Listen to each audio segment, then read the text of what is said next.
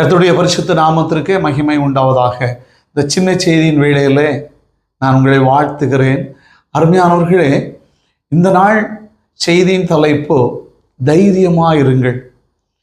எந்த காரியத்தை குறித்தும் பயப்படாமல் தைரியமாக ஒவ்வொரு காரியங்களையும் செய்வதற்கும் நேரிடுவதற்கும் கர்த்தர் நம்மை பலப்படுத்துவார்.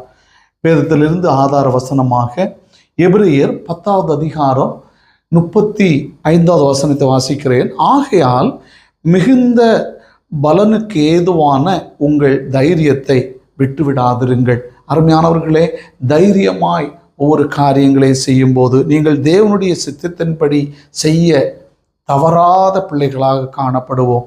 காரணம், வாக்கு தத்தம் பண்ணப்பட்டதை பெரும்படியாக நாம் பொறுமையோடு நம்முடைய வாழ்நாளில் ஓடக்கிடுவோம். கர்த்தருடைய வருகை அதி சீக்கிரமாக இருக்கிறது.